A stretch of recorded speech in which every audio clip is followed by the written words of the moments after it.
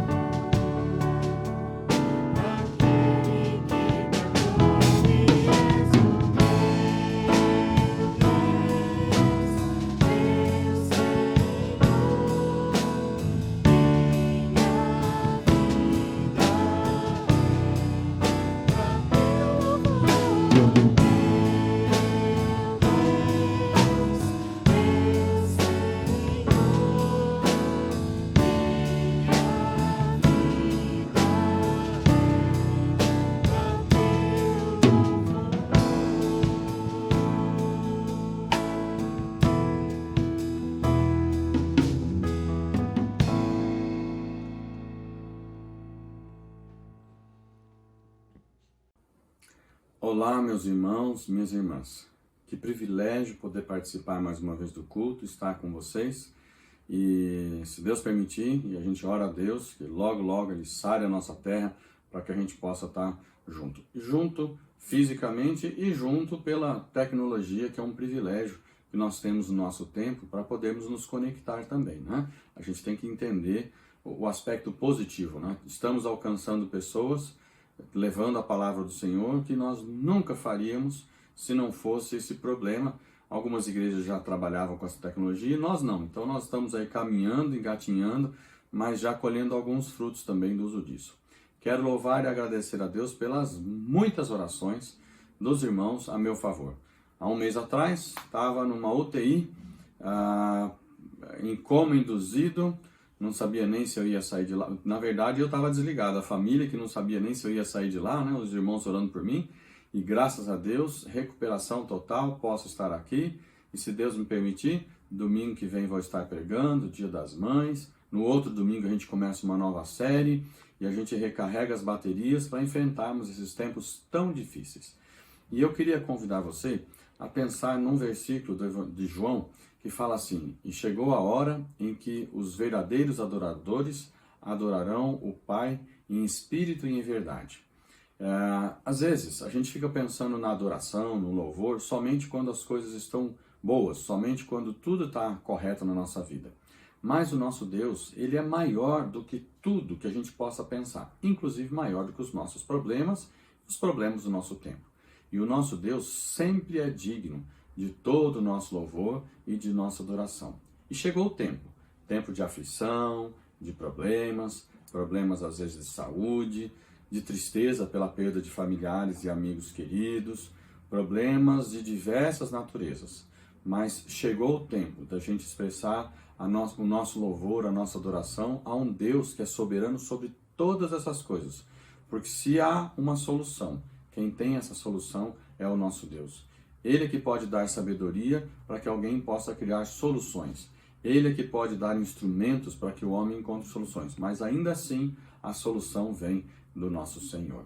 Então eu quero te convidar, independente do momento de vida que você está passando, ou momento de alegria, de bênção, de satisfação, de gratidão, ou momento de dificuldade, de sofrimento, de lágrimas, de angústia, eu queria te convidar a ser neste momento um verdadeiro adorador, que adora o Senhor em espírito e em verdade. Abaixe sua cabeça onde você está, vamos orar ao Senhor. Querido Deus e nosso Pai, eu quero em primeiro lugar pedir a Deus que o Senhor perdoe os nossos pecados, porque diante, Senhor Deus, das dificuldades, diante dos problemas da vida, muitas vezes nós temos fraquezas, a nossa fé é pequena, então eu quero te pedir perdão, Senhor Deus, pelos nossos erros, pelas nossas falhas, pela nossa omissão, pela nossa falta de fé. E pedir, Senhor Deus, que o Senhor neste momento, quem quer que seja, que estiver ouvindo, Senhor Deus, e participando deste momento de oração, deste culto, quero pedir que o Senhor estenda as tuas mãos para tocar estas vidas e dar, Senhor Deus, um renovo de esperança, de alegria, que o Senhor cuide, Senhor Deus, destas vidas, dos familiares, e que o Senhor nos faça, Senhor Deus, pela fé, olhar para o Senhor. Então, perdoa os nossos pecados, renova em nós, Senhor Deus, um desejo sincero de sermos verdadeiros adoradores, independente das circunstâncias, e nos ajude, Senhor Deus, a expressarmos com alegria cada canção, não porque as circunstâncias são boas, mas porque o Senhor é bom, o Senhor está agindo e atuando, mesmo que a gente não compreenda. Em fé e pela fé, nós te agradecemos, ó Deus, porque o Senhor é um Deus soberano sobre tudo e sobre todos, e certamente o Senhor está agindo em favor do seu povo, construindo a história, algo que nós só vamos entender lá na frente no futuro, ou quem sabe na eternidade. Então, louvado seja o teu nome, hoje e por todo sempre, e que neste culto, todos nós, pela ação do teu Santo Espírito, sejamos homens e mulheres que de fato adoram o Senhor em espírito e em verdade. Deus te abençoe ao longo das próximas canções, adorando o Senhor, ouvindo a palavra do Senhor que o pastor Moura vai trazer. E no próximo domingo, espero encontrar você também aqui por esse mesmo canal, nesse mesmo horário, ou se você participa durante a semana, também você possa participar. Não esqueça de curtir, não esqueça de deixar o seu joinha, porque isso amplia a divulgação do nosso vídeo e assim a gente consegue alcançar muitas outras pessoas, tá bom? E mais uma vez, obrigado por suas orações, tô joia. Domingo que vem tô voltando. Deus te abençoe.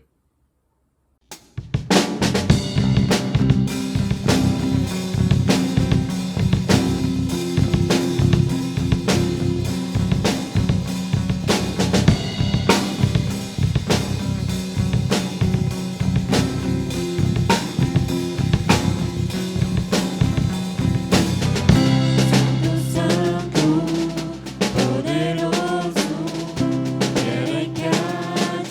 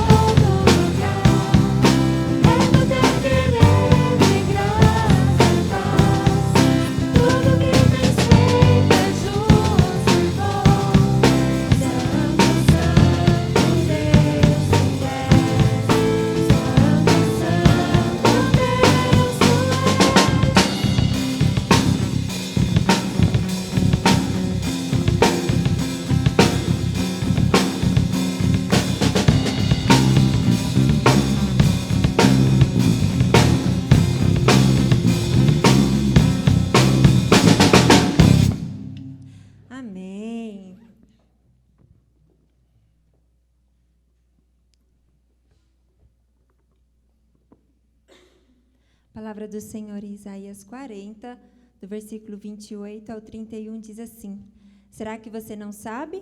Nunca ouviu falar? O Senhor é o Deus eterno, o Criador de toda a terra. Ele não se cansa e nem fica exausto. Sua sabedoria é insondável. Ele fortalece o cansado e dá grande vigor ao que está sem força. Até os jovens se cansam e ficam exaustos, e os moços tropeçam e caem. Mas aqueles que esperam no Senhor renovam as suas forças, voam alto como águia, correm e não ficam exaustos, andam e não se cansam. Santo, santo é o nome do Senhor, aquele Deus que é eterno e que renova as nossas forças.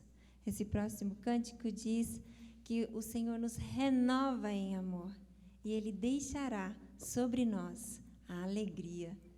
E é tão bom nós podermos ter a certeza que, embora momentos difíceis nós passamos, a alegria do Senhor está sempre conosco. E o Senhor é a nossa força e nos renova a todo momento.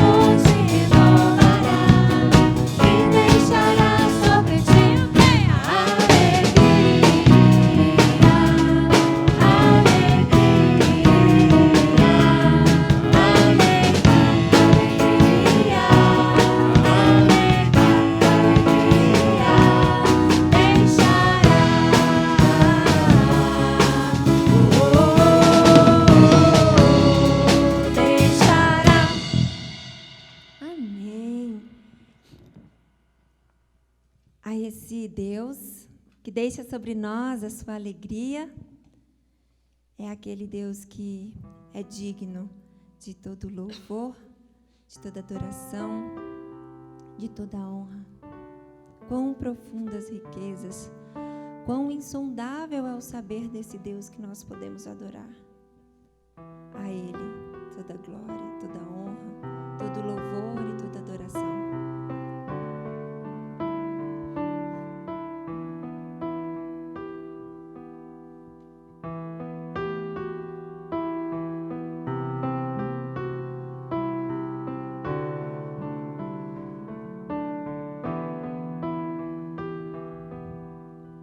Porque nele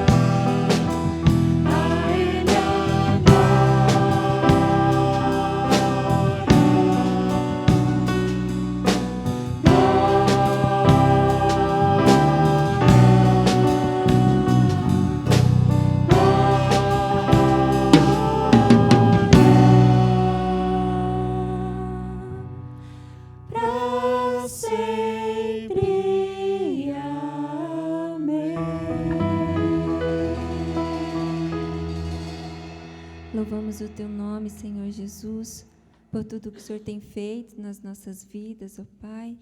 Te rendemos honra, glória, manifestamos, Senhor, aqui o nosso amor pelo Senhor. Aceita, Senhor, o nosso louvor, a nossa adoração. Pedimos também que o Senhor nos prepare para este momento da tua palavra, que o pastor, ó Pai, possa ser usado pelo Senhor e que nós possamos, Senhor, receber uma porção da tua palavra sobre as nossas vidas. Em nome de Jesus, amém. Bom dia, meus irmãos, minhas irmãs, que Deus abençoe vocês em nome de Jesus. Eu estou feliz e contente porque posso pregar a palavra de Deus aqui para vocês. Minha intenção é poder trazer um ensinamento que alimente o coração de vocês, assim como alimentou o meu coração. Essa mensagem que eu trago é uma mensagem que me fortaleceu nesse último mês a minha vida. Eu quero dizer que eu estou com saudade dos irmãos, mas sei que é tempo de ficar um pouco mais distante. Tenho orado bastante para que essa pandemia possa recuar e a gente possa de novo poder ter encontros. E aí aqui no presencial eu quero vir visitar vocês e assim nós nos vemos. Eu agradeço a Deus pela vida do pastor Wellington, que está melhorando cada dia mais, que ele possa receber o meu abraço. Também o conselho da igreja, agradeço pelo convite. Que Deus os abençoe. Irmãos, eu quero compartilhar com vocês uma experiência de leitura bíblica que eu experimentei nesse último mês. Eu decidi que queria me aprofundar mais no ensinamento do Evangelho a partir da carta do apóstolo Paulo. E eu me surpreendi relendo a carta que o apóstolo Paulo manda para os romanos, os cristãos que viviam em Roma. Porque os cristãos que estavam em Roma, eles estavam passando por muitas lutas, muitas perseguições, batalhas imensas, espirituais, também físicas, porque eles eram presos, perseguidos. E os cristãos, eles precisavam ter a sua mente e o seu coração focado na palavra de Deus, focado em Jesus Cristo. E o apóstolo Paulo, ele tinha muita vontade de visitar os cristãos que estavam em Roma. Porém, ele não podia, só no final da vida dele que ele conseguiu chegar em Roma. E lá em Roma ele termina o seu ministério, a sua vida, ele combateu o bom combate. Mas quando o apóstolo Paulo manda a carta aos romanos, ele escreve coisas que vêm do seu coração, muito profundas, só que ele coloca algo muito, muito importante que os romanos, os cristãos que viviam em Roma, jamais deveriam se esquecer. Talvez seja isso que eu estava procurando quando decidi ler o livro de Romanos. E eu fiz a leitura devagar, versículo por versículo, tentando analisar o que o apóstolo Paulo estava tentando passar para aqueles cristãos. E eu vou ler, então, o capítulo 1, do versículo 1 ao 7, que é o início dessa carta. E aqui, nesse início, logo no começo, o apóstolo Paulo já dá a dica do que é mais importante para viver uma fé em meio às perseguições, em meio às lutas, e dar um bom testemunho. Escutem o texto de Romanos, capítulo 1, versículo 1 ao versículo 7. Diz assim: Eu, Paulo, servo de Cristo Jesus, escrevo esta carta. Deus me chamou e me separou para ser seu apóstolo, a fim de que eu anuncie a boa notícia do Evangelho de Deus. Há muito tempo, essa boa notícia foi prometida por Deus, por meio dos seus profetas e escrita nas Escrituras Sagradas. Ela fala a respeito do Filho de Deus, o nosso Senhor Jesus Cristo, o qual, como ser humano, foi descendente do rei Davi. E quanto à sua santidade divina, a sua ressurreição provou com grande poder que ele é o Filho de Deus. Por meio de Cristo, Deus me deu a honra de ser apóstolo no serviço de Cristo, para levar pessoas de todas as nações a crerem em Cristo e a serem obedientes a Ele. Entre essas pessoas estão vocês que moram em Roma. a quem Deus tem chamado para pertencerem a Jesus Cristo. Por isso eu escrevo a todos vocês que estão em Roma, todos vocês a quem Deus ama e a quem tem chamado para serem o seu próprio povo. Que a graça e a paz de Deus, o nosso Pai, e do Senhor Jesus Cristo estejam com vocês. Amém. Irmãos, esse início de texto, o apóstolo Paulo chama a atenção do que ele queria anunciar aos cristãos que estavam em Roma, do que era mais importante que os cristãos guardassem em seu coração. E no versículo 1, ele deixa claro que ele foi chamado por Deus para anunciar o evangelho de Deus. E esse é a parte mais importante que o apóstolo Paulo queria que os cristãos estivessem sempre se lembrando do evangelho de Deus. O evangelho de Deus é a pregação que fez com que aqueles cristãos pudessem se converter a Deus, pudessem ser transformados por Deus. E o apóstolo Paulo, agora, querendo ir a Roma, ele quer relembrar aqueles cristãos de que o evangelho deveria ser guardado em seus corações, em suas mentes, por todo o tempo. Diante de todas as tribulações que eles passassem, eles deveriam guardar o evangelho. O evangelho é o mais importante a ser guardado. Meus irmãos, por que o evangelho é tão importante assim? O apóstolo Paulo, no versículo 2, ele diz o seguinte: há muito tempo, essa boa notícia foi prometida por Deus, por meio dos seus profetas, e escrita nas Escrituras Sagradas. Ou seja, o evangelho, para o apóstolo Paulo, é uma boa notícia, mas uma boa notícia que foi prometida por Deus. Por isso o apóstolo Paulo desejava tanto que os cristãos de Roma, e obviamente que todos os cristãos, o tempo todo guardassem o evangelho que eles aprenderam de Deus em seus corações.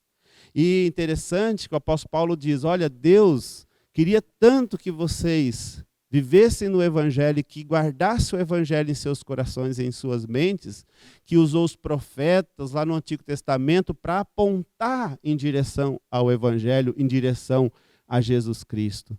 Também ele diz que nas Escrituras foi relatado a respeito do evangelho, para que os cristãos nunca deixassem de ler e de reler, de aprender o evangelho de Deus. Irmãos, quando o pecado atingiu o mundo, quando o pecado trouxe a condenação, a falta de esperança para a humanidade, Deus se encontra com a humanidade pecadora, representada em Adão e também com Eva, e Deus promete que iria restabelecer a humanidade. Deus promete que um dia o descendente da mulher viria, e esse descendente pisaria na cabeça da serpente. O que o Senhor está prometendo lá em Gênesis, no começo de Gênesis, no capítulo 3, é que, apesar da humanidade ter caído no pecado, Deus não desistiria da humanidade. Deus iria salvar a humanidade. Deus iria dar a vitória novamente aos seres humanos. E essa é a boa notícia que o apóstolo Paulo está falando aqui. Esta é o evangelho que é pregado pelo apóstolo Paulo e é o evangelho que nos leva de volta para Deus. Que Deus não desistiu de nós, apesar de termos pecado. Que Deus não nos abandona, mas Deus sempre quer nos restaurar. É interessante que o apóstolo Paulo, ele dá tanta importância para o evangelho, que ele usa esse começo para lembrar do evangelho e para explicar o evangelho. Vejam no versículo 3 e no versículo 4. O apóstolo Paulo diz assim, que o evangelho é a respeito do Filho de Deus, o nosso Senhor Jesus Cristo. Jesus está no centro da pregação que nos traz salvação. Jesus, o Senhor, que veio dos céus, que é o Filho de Deus, esse é o principal na pregação do Evangelho.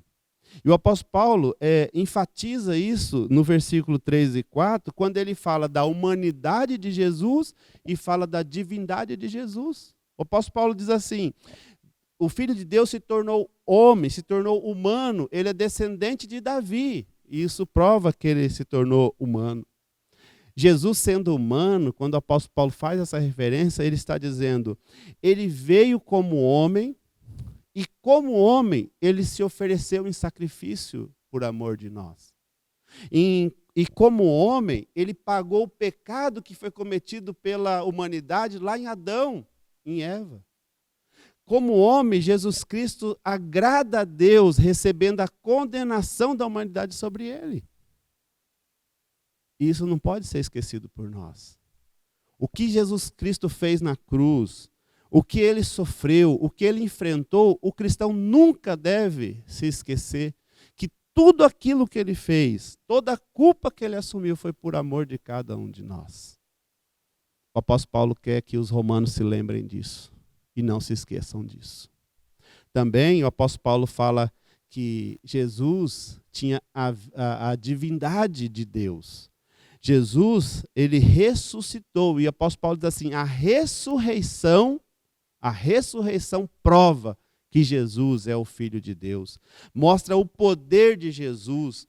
A ressurreição mostra, irmãos, que Jesus Cristo, ele vence a morte, que era o inimigo, o último inimigo. Jesus Cristo vence a morte ressuscitando e envergonha Satanás através da sua ressurreição. Ou seja, o Evangelho mostra um Deus que desce até nós e por amor de nós, de forma graciosa, esse Deus nos estende a sua salvação, sofrendo no nosso lugar. Mas o Evangelho mostra também um Deus poderoso, que vence a morte, que envergonha Satanás e que traz a vitória, a esperança para todos aqueles que pecaram, aqueles que estão debaixo da condenação do pecado. Por isso, o apóstolo Paulo quer que os romanos, os cristãos, se lembrem disso. Vocês foram conquistados por um alto preço, o preço que Jesus pagou como homem.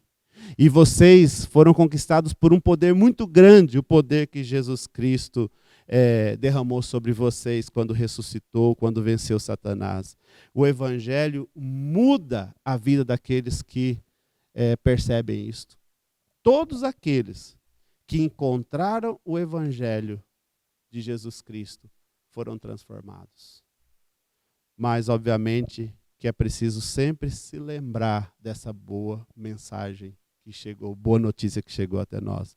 Por isso, irmãos, no versículo 5, o apóstolo Paulo diz que ele se tornou servo de Deus, ele foi chamado por Deus para pregar a boa notícia, para fazer com que as pessoas pudessem se converter a Jesus Cristo e pudessem obedecer Jesus Cristo em tudo.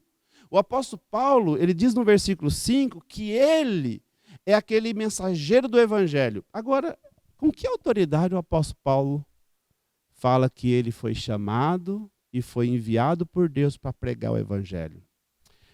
Fazendo as minhas meditações sobre esse momento, também no livro de Romanos, eu percebi que o apóstolo Paulo não era alguém que pregava só o Evangelho.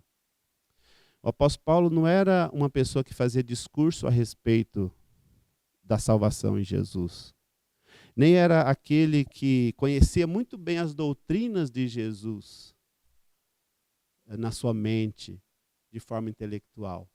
Mas o apóstolo Paulo era alguém que experimentava o Evangelho. E eu estou dizendo isso, irmãos, porque nós corremos um risco muito grande de fazermos belos discursos a respeito do Evangelho, mas não vivermos uma vida evangélica. O apóstolo Paulo, ele tinha autoridade para falar do Evangelho, porque ele tinha uma vida conduzida pelo Evangelho de Jesus. Querem ver isso? O apóstolo Paulo começa a escrever a sua carta aos Romanos. Como o apóstolo Paulo se apresenta? Versículo 1, ele diz assim: eu, Paulo, servo de Cristo Jesus. O apóstolo Paulo, antes de falar qualquer coisa, de ensinar qualquer coisa a respeito do evangelho, o apóstolo Paulo fala: eu sou servo de Jesus Cristo. Irmãos, essa palavra servo, a melhor tradução dela é escravo. É a palavra grega doulos. É aquele que foi dominado, foi conquistado por alguém. Aquele que é escravo, que agora não se pertence mais, mas pertence a alguém. O que o apóstolo Paulo está colocando logo do início é que quem vai falar aqui é alguém que foi conquistado, alguém que foi dominado, aquele que é escravizado por Jesus Cristo. Portanto, o apóstolo Paulo, quando ele diz assim, eu, Paulo, escravo de Jesus Cristo, ele está dizendo assim, eu sou dominado por Jesus. Minha vida foi posta na presença de Jesus e todos os dias eu só faço aquilo que Jesus me orienta. Eu sou uma pessoa totalmente sujeita a Jesus Cristo. Todo o meu coração, toda a minha decisão, toda a minha vontade, todo o meu desejo está submisso àquilo que Jesus diz. O termo de escravo, ele para a gente soa ruim, porque dá a ideia do sofrimento, de fato de castigo e tal. Só que quando Paulo coloca aqui escravo de Jesus, esse termo toma uma diferença muito grande. Por exemplo, o termo escravo era muito conhecido para os romanos, porque o Império Romano tinha muitos e muitos escravos. Povos que eles conquistavam se tornavam escravos dos romanos. O problema é que há uma diferença muito grande entre ser escravo de Roma e ser escravo de Jesus. Ser escravo de Roma significava que essa pessoa era forçada a estar naquela condição de escravidão. O escravo de Roma sofria nas mãos dos seus senhores, era humilhado. O escravo de Roma não tinha perspectiva de futuro, de vida. Eles não eram amados por Roma, mas sofriam o ódio de Roma, nem eram valorizados, muito menos cuidados por Roma. Enfim, não havia esperança para o escravo romano. Mas quando o apóstolo Paulo, e eu quero afirmar uma coisa aqui, isso no comentário que eu estava lendo, muitos cristãos que viviam em Roma eram escravos romanos. Eles estavam sofrendo as perseguições, sofrendo os castigos da escravidão romana. Muitos daqueles que se convertiam eram escravos romanos. E Paulo, quando usa esse termo, ele está dizendo assim, você que é escravo de Roma, quando tem o evangelho, se torna escravo de Cristo, como eu sou escravo de Cristo. Agora, vejam, irmãos, a diferença do escravo de Roma para o escravo de Cristo. Por exemplo, uma pessoa que é escravo de Cristo, servo de Cristo, seguidor de Cristo, dominado por Cristo, é uma pessoa que se coloca voluntariamente. Jesus não pega ninguém à força, mas ele chama e essa pessoa responde, sim, Senhor, eu quero seguir. Foi assim que ele fez com os discípulos. Venham e sigam-me. E o escravo segue Jesus, não forçado, mas por amor, por disponibilidade, por boa vontade de coração. O escravo de Jesus tem prazer em seguir o seu Senhor. Por que isso? Porque o escravo de Jesus, ele é amado. Porque o Senhor Jesus, ele cuida dos seus escravos com um carinho muito grande. O Senhor Jesus valoriza os seus seguidores, os seus servos, os seus escravos. Jesus, ele bota expectativas boas. Por exemplo, todo aquele que se torna escravo de Jesus, dominado por Jesus, recebe a certeza da vida eterna. Se morrer, não ficará na sepultura, mas ressuscitará como Jesus ressuscitou e vai viver nos céus com Jesus.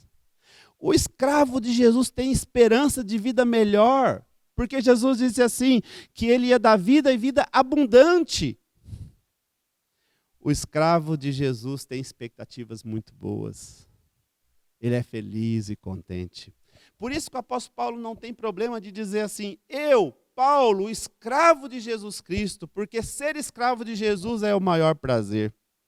E eu tenho pensado muito sobre isso. Por isso que eu fui ler o livro de Romanos, meus irmãos. Eu queria entender como colocar minha vida melhor debaixo do senhorio de Jesus Cristo. Eu queria submeter a minha vida, e quero, a um comando de Jesus. Porque nesse tempo, inclusive nesse tempo de ano sabático, eu tenho meditado bastante e feito uma reavaliação dos 25 anos de ministério. Eu servi a Jesus. Eu pude fazer muitas coisas boas para Jesus. Mas também eu percebi que muitas coisas que eu fiz não foi o que Jesus queria que eu fizesse. Eu percebi que muitas direções que Jesus me deu eu não segui. E eu percebi que muitas vezes foi por falta de atenção, por falta de parar e de fato submeter a Ele. Eu percebi que muitas coisas eu fiz também por teimosia, achando que eu sabia mais do que Jesus. Eu estou nesse caminho, nesse trilho de tentar encontrar de fato o que é que Jesus quer para a minha vida. E eu sei que só é possível se eu voltar profundamente para o Evangelho de Deus, para o Evangelho de Jesus. Porque quando eu volto para o Evangelho de Cristo, eu percebo que eu preciso viver a vida que Cristo deseja para mim. Cristo, Ele me salvou, me perdoou, me levou a ter esperança, me deu a certeza da vida eterna, para que eu pudesse obedecê-lo aqui na terra e fazer aquilo que Ele deseja. Por isso, a minha palavra a vocês, meus irmãos, esta manhã, olhem para o Evangelho de Jesus, voltem para o Evangelho de Jesus, se encham do Evangelho de Cristo, do Evangelho de Deus. Leiam novamente a história de Jesus, querendo saber exatamente o que Jesus é para a sua vida. Volte a ler os evangelhos, e aí eu estou falando dos 4 evangelhos escritos pelos 4 evangelistas. Quanto tempo faz que você não relê os evangelhos?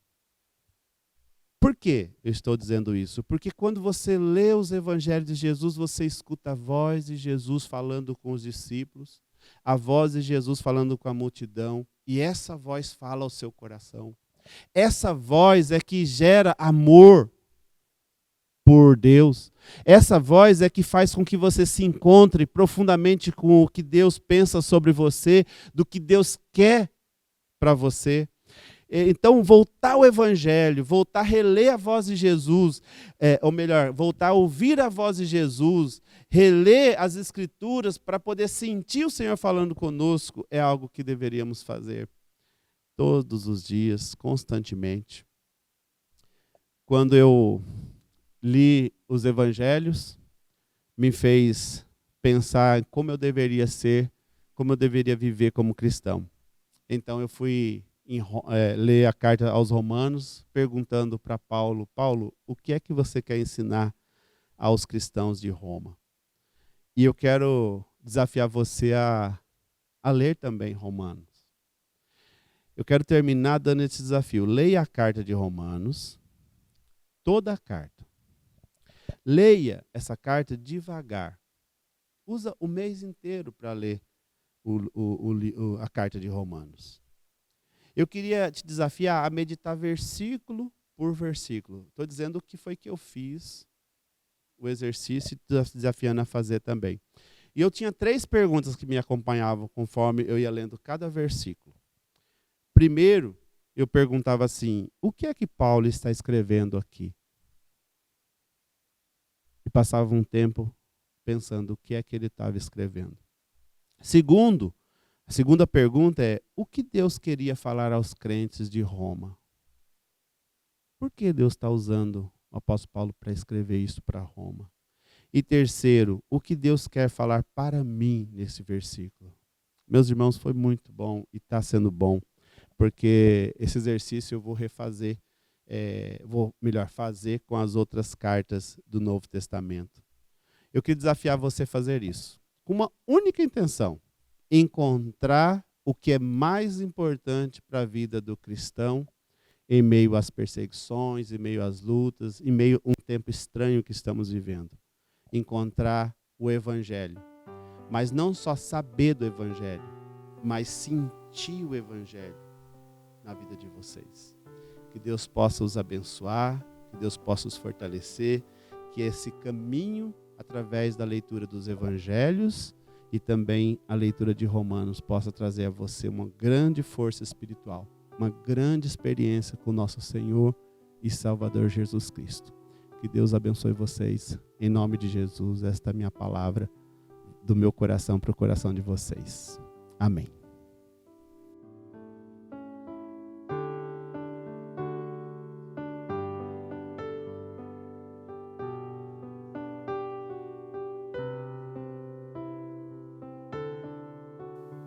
Muito bem, irmãos, agora nós vamos ter esse momento do sacramento, da ceia do Senhor.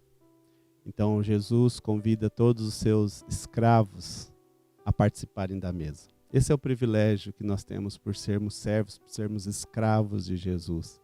Jesus, ele providencia uma mesa para que a gente possa participar junto com ele, e na mesa Jesus nos serve, para que nós, como escravos dele, possamos viver eternamente por ele. Por isso, nesse momento de ceia, Jesus Cristo vai nos dar força espiritual através do Espírito Santo. Nós vamos tomar do sacramento e saber que o nosso coração, nossa mente, nosso espírito vai ser fortalecido pelo Senhor.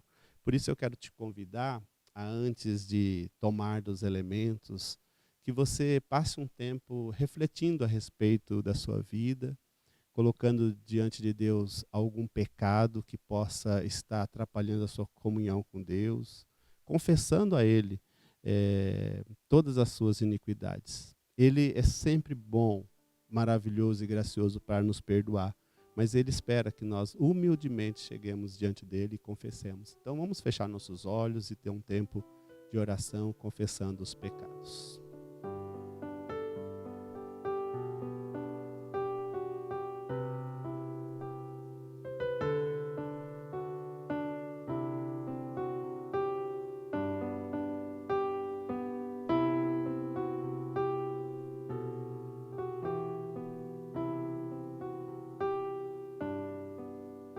Senhor Jesus, obrigado porque o Senhor nos conquistou. Nos conquistou através do teu amor, do teu carinho, da tua entrega naquela cruz, também através do grande poder da ressurreição.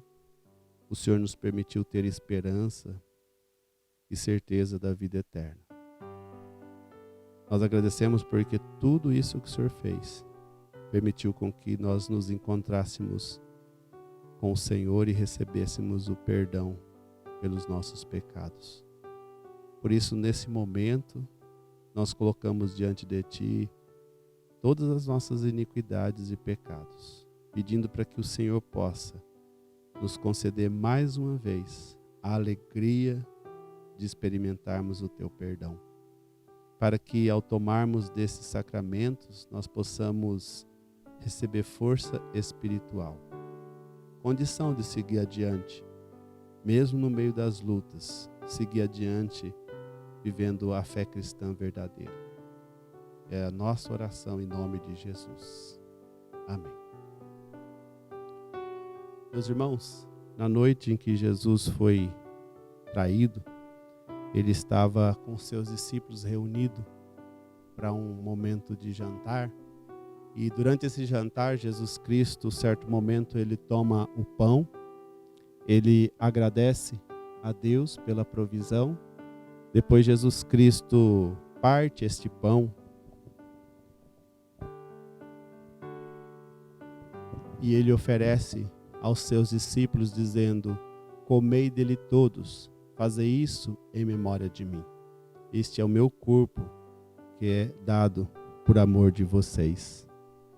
Também o nosso Senhor Jesus Cristo, em determinado momento daquele jantar, Jesus Cristo toma o cálice e agradece a Deus. Depois oferece aos discípulos, dizendo: bebei dele todos, Fazei isso em memória de mim. Quando Jesus Cristo oferece o cálice, ele explica que era o cálice da nova e da eterna aliança. Aliança que Deus faz com os seres humanos. Que aliança que faz com que, mesmo escravos, nós somos libertos. Porque nós somos escravos de um Senhor que nos ama, de um Senhor que nos transforma. E um dia nós viveremos com o nosso Senhor lá no céu. Essa é a promessa para aqueles que recebem a aliança do sangue de Jesus Cristo. Por isso, nesse momento, nós vamos comer do pão e tomar do cálice. Eu te convido aí na sua casa a fazer isso, a comer do pão e tomar do cálice, lembrando que nós tomamos em nome de Jesus.